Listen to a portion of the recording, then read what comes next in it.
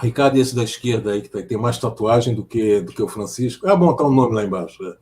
Isso. O Ricardo tem 29 anos, ele é de uma equipe chamada Curitiba Rat Puncher, você conhece?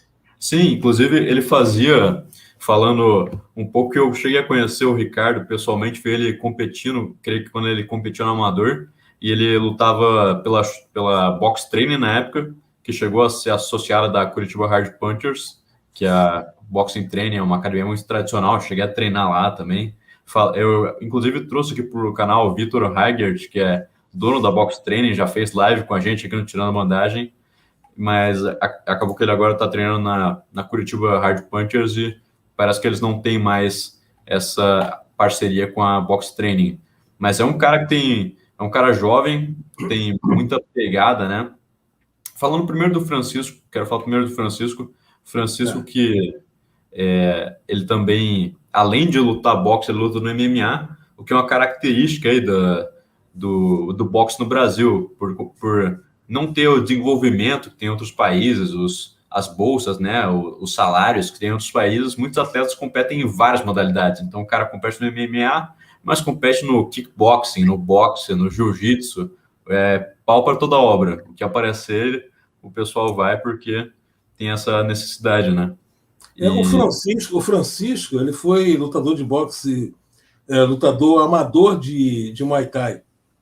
Né? Ele foi lutador amador de Muay Thai e participou da Forja dos Campeões, que é um torneio em São Paulo tradicionalíssimo para boxeadores que não têm experiência. Na verdade, deu até uma confusão a certa ocasião, porque às vezes você tinha um boxeador com pouca experiência, outro que não tinha nenhuma, e participavam do torneio. Hoje em dia, pelo menos a última informação que eu tinha, é que se tiver participado de alguma luta de boxe anterior, não pode participar da Forja, porque Forja dos Campeões é um torneio muito tradicional para descoberta de novos talentos. E ele participou da Forja de Campeões e foi terceiro colocado. Estou me referindo ao Francisco, né? Foi terceiro colocado no campeonato, né? Depois teve o Luvas de Ouro, que é um torneio lá em São Paulo, lá em São Paulo, né? Você está no Curitiba, né? Isso. O torneio lá em São Paulo que é para boxeadores experientes, e ele foi medalhista de bronze lá nesse torneio, né? Foi terceiro lugar. Também no Kijofre, que é um outro torneio tradicional de São Paulo, também foi bem.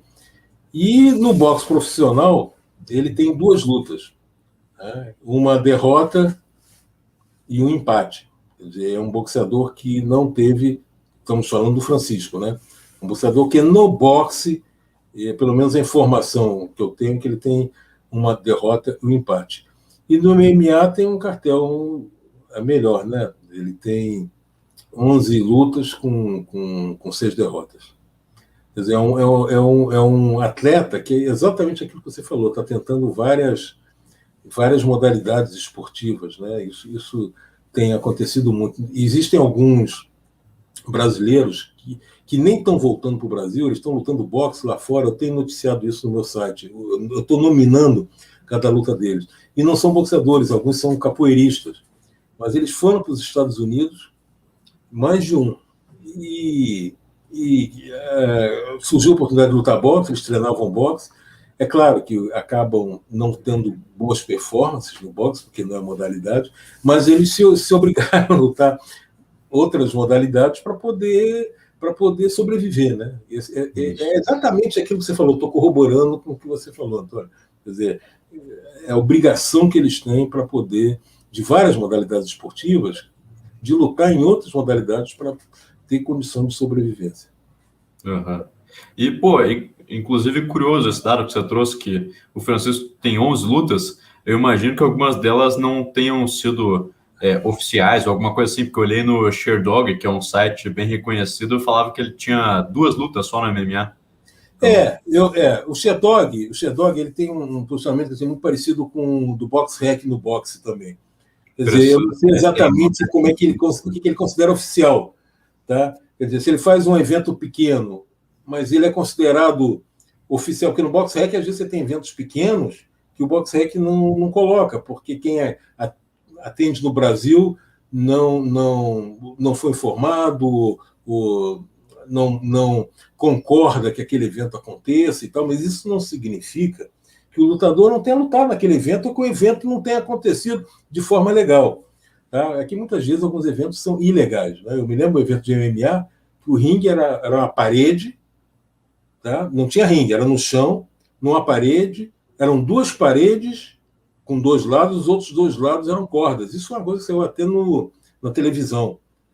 Era o Heroes, aí no Rio de Janeiro?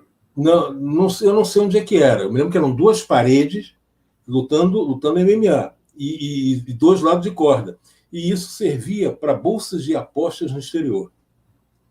Então, lá eles não conseguiam fazer isso, fazer essa bagunça. E aqui no Brasil se conseguiu e ainda o pessoal se apostou. Isso até na televisão, na ocasião. Sim, eu acho que era o Heroes of Rio, alguma coisa assim, que não sei. Rio de Janeiro, e eles transmitiam internacionalmente, né? E conseguiam uma grana do pessoal que assistia internacionalmente. Mas tem essa questão aí das lutas, mas ele é um cara que competiu em MMA, a última vez que ele lutou no MMA, se não me engano, faz algum tempo já. Pelo que eu vi, tinha sido em 2015, a informação que eu tinha. Essa informação, quem me deu foi a organizadora do MMA, foram os próprios organizadores. O Ednei que me deu essa informação, que apesar de ter poucas lutas de boxe, ele não é um camarada completamente distante do meio de lutas. Né? E ele me deu esse posicionamento. Eu não conferi, eu te confesso que eu iria conferir no Sherdog, né? Mas eu não conferi no Sherdog e estou me baseando, acreditando na informação que veio da organização do evento. O que você tinha é que ele tem 5 vitórias, 6 derrotas no MMA, é isso? O que eles me mandaram é que ele lutou 11 vezes e perdeu 6. Então eu estou concluindo que ele venceu 5 vezes. Tá? Mas isso pode ter sido lutas não oficiais, uma luta que ocorreu de verdade, que ocorreu mesmo, mas dentro de um clube que não foi a confederação não foi informada. E esse lado, quer dizer, se de um lado eu fiz uma crítica que às vezes não é considerado para o Sherdog ou para o Box Rec, no caso do boxe, por outro lado, não considerar isso minimiza a possibilidade de terem lutas esculhambadas, tá? Não oficiais. No Norte morreu, né? Não faz muito tempo, morreu um cidadão onde a academia, foi uma academia que fez a luta, ela não podia fazer, a federação local, que eu tô com medo de dizer o estado errado, tá? Mas isso aconteceu no Norte. A federação disse que estava proibido fazer aquela luta porque o governo do estado, por causa da pandemia, tinha proibido. Então a federação disse que não ia fazer, não ia contra o governo, não ia contra uma determinação oficial. E o sujeito fez a luta, tá? A academia fez a luta, deu uma entrevista dizendo que ia fazer mesmo, que não importava o que a federação local falasse. Ele deu essa entrevista e morreu um cidadão numa luta. Então, o que acontece? Talvez ele tivesse morrido de qualquer forma. Mas na hora que você faz uma coisa que é ilegal, né, você está sujeito às consequências quando ocorre uma desgraça como a que ocorreu. A última informação que eu tive, foi bom a gente até lembrar esse assunto, porque eu vou tentar saber como é que está esse pé. Porque a última informação que eu tive é que o delegado de polícia estava ciente que aquele evento não podia acontecer. Aquele evento era ilegal, não tinha autorização da federação, não tinha autorização do governo local por causa da pandemia, e o texto do sujeito dizendo que vai fazer mesmo, né? Quer dizer, essa entrevista só serviu para piorar a coisa. Mas vamos falar de coisa boa? Vamos falar de coisa boa, né? Vamos falar de coisa boa. E, então, falando da luta em si do Francisco e do Ricardo, o Ricardo é um cara que é porradeiro, um cara brigador, e ele é do boxe mesmo. Ele, como eu falei, treinava da Curitiba Hard Punchers, e é um cara de mão pesada. Ele está invicto com 4 lutas, e dessas 4 vitórias, 2 foram por nocaute. Ele é um cara que, às vezes, é capaz de virar a luta em qualquer momento, como a gente tinha falado. Na última luta ele estava perdendo e acertou uma direita no oponente e conseguiu nocautear ele. Foi cena de filme. E ele tem experiência, o Ricardo, ele tem uma boa experiência amadora.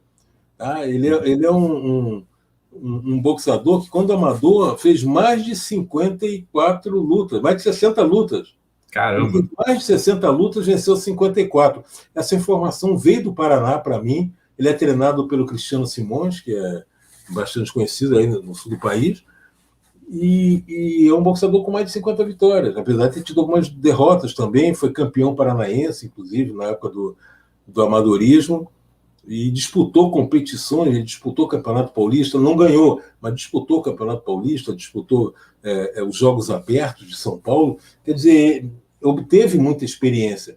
Eu tenho uma frase que eu coloco, que o boxe se aprende no amadorismo. Os conceitos se aprendem no amadorismo. Quer dizer, as exceções, e a gente sabe de exceções, de boxeadores que foram campeões mundiais de boxe profissional, mas não praticaram muito amadorismo, são exceções. A gente não pode basear, fazer a exceção uma regra. E eu vejo assim, sempre vejo com bons olhos um boxeador que fez uma carreira longa amadora, porque eu acho que ele acaba tendo uma condição, ele tem um preparo, não é que ele vai ser o campeão do mundo, mas ele tem um preparo melhor do que aquele que já estreou no profissionalismo e tem 4, 5 lutas no profissionalismo, mas não tem lutas no amadorismo, porque é no amadorismo que se aprende os conceitos da modalidade. Pois é. E ele é um cara que entrou recentemente no boxe profissional, né? Ele estreou em 2018 e conseguiu fazer 3 lutas em 2018, fez a última dele em 2019, acabou ficando 2 anos, então, sem lutar, vai fazer mais de 2 anos, faz já mais de 2 anos que ele está sem lutar. Como a maioria, né, Antônio? Exato, como eu tinha falado. Como o próprio Francisco também e a maioria dos outros lutadores que estão nesse card. Mas ele conseguiu manter um bom ritmo de luta. Em 2018, por exemplo, ele fez 3 lutas, né? Então ele é um cara que está bem assessorado, porque, como a gente falou, tem o boxe mesmo em condições normais, né? Não tinha tantos eventos assim, ele conseguiu manter um bom ritmo de luta.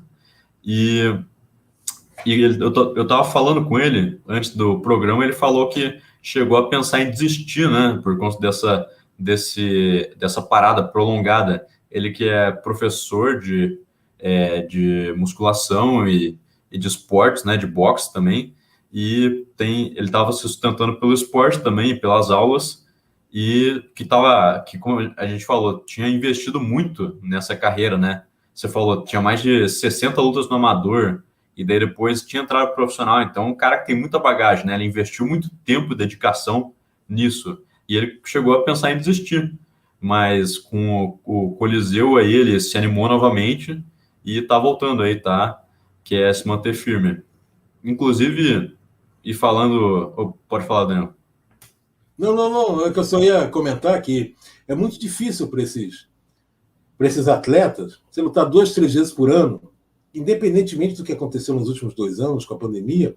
A maioria luta 2, 3 vezes por ano e com uma bolsa muito baixa, que não dá para mantê-los. E alguns, às vezes, com filho e tudo. Então, ele tem que ter uma outra profissão. Uma vez eu conversei com um boxeador, um peso pesado.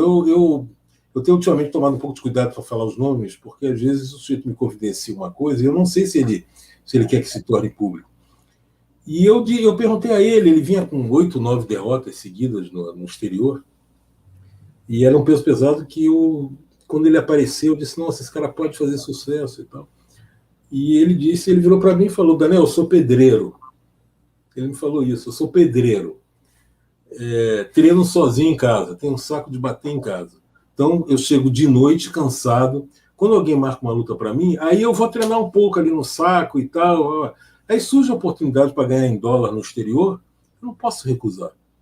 Eu tenho filho, eu sou casado, eu tenho filho. Então, esse tipo de coisa me demonstra muito, me mostrou muito o que é uma realidade aqui do boxeador brasileiro. Pois é. Mas falando do Casamentos de Luta em si, fechando aí, falando sobre essa luta, o Francisco, ele é um cara que, como a gente falou, tem uma boa experiência aí no MMA. No boxe ele tem apenas 2 lutas, uma derrota por nocaute e um empate. E o Conan, o Ricardo, né, que tem apelido de Conan, até pelo estilo aguerrido dele, como eu falei, tem 4 vitórias, nenhuma derrota. Além disso, ele é mais alto, mais jovem, mais experiente e bate mais pesado. Então é franco favorito para essa luta. Vamos ver, né? Eu sei que o pessoal lá do Coliseu, o William, o Jefferson e o Ednei, eles procuram não fazer lutas muito distantes uma das outras, né? Um atleta do outro, mas nem sempre se consegue isso, né? Esse é uma questão aí de uma característica do nosso boxe, e eles estão fazendo muito, porque estão botando o pessoal para lutar, né? E o Tirando a Bandagem está com uma novidade. Criamos um grupo de apoiadores no WhatsApp. Lá você vai ficar sabendo com exclusividade sobre os próximos atletas que vamos entrevistar e vai poder sugerir perguntas para eles. Além disso, vamos discutir sobre notícias do mundo do MMA e eu vou poder conhecer um pouco melhor quem é você que prestigia os vídeos do Tirando a Bandagem. Então não perca, acesse o link na descrição do vídeo e participe. Vamos trocar uma ideia. Valeu!